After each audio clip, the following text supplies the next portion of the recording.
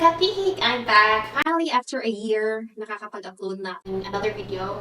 And for today's video, I'm gonna tackle about the total cost of my Nurse American Dream from taking NCLEX to purchasing my ticket to United States of America. For those of you who doesn't know me, I'm Nurse KATHihik. As you can see on my last video, andun pa ako sa Philippines, and now I'm here in the United States of America. I'm gonna talk about NCLEX stage, visa screen stage, medical stage, interview stage, and other fees. Total of $241,078 and 67 cents. And my deductions ako since may mga reimbursement fee bill ko, reimburse yun ng agency, it's 17,250, tapos nag-reimburse din sila sa IELTS ko, which is 4,000. So, naging 219,828 and 67 cents yung nagastos ko.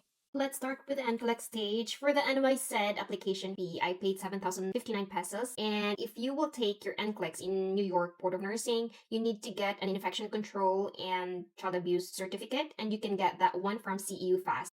So, I paid 1,689 for the registration of the CEU Fast. Then, nag-request ako ng PRC documents and I paid 166 pesos. Courier fee for the Nurse 3F and the PRC documents, I paid 2,200 and that was DHL. Nag-request din ako ng TORN diploma. I paid 1,459.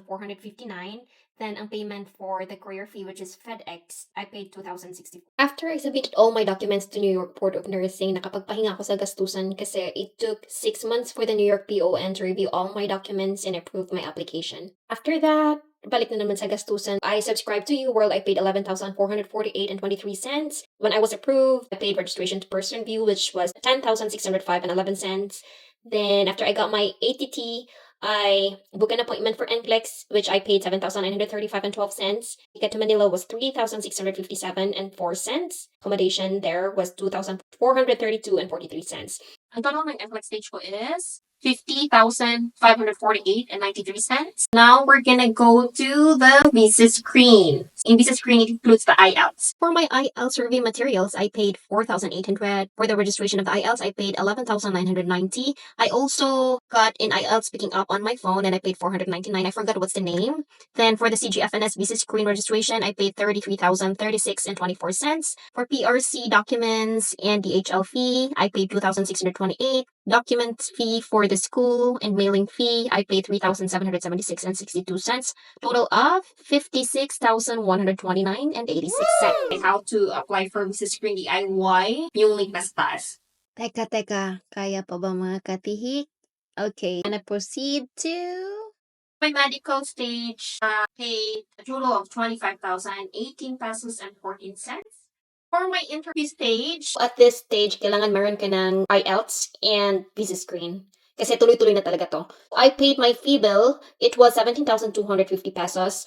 I also requested for certain documents, which were birth certificate, Sinumar, NBI clearance, because those documents are needed for your civil documents. For birth certificate and Sinumar, I paid 760 pesos. NBI clearance, I paid 155. I collected everything, put it in an envelope, sent it through FedEx, and I paid 2,169. Ticket to Manila for my interview, I paid 3,637. Then I also requested for TOR so that I can bring an original copy of my TOR to my interview. Total of 24,826.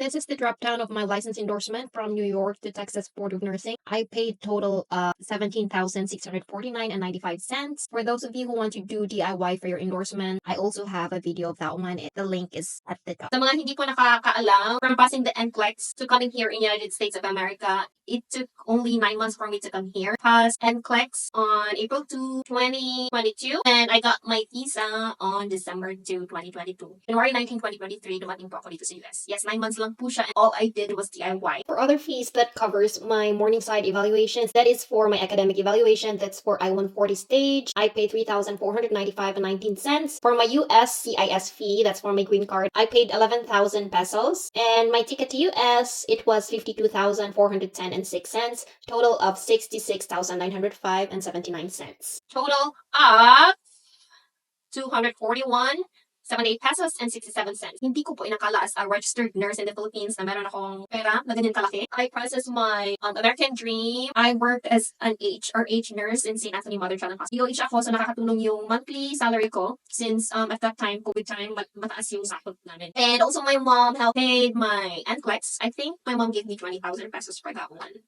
So for more videos about Nurse American Dream, ano yung questions niyo for me, just comment down below. Thank you so much mga katihik for watching my video.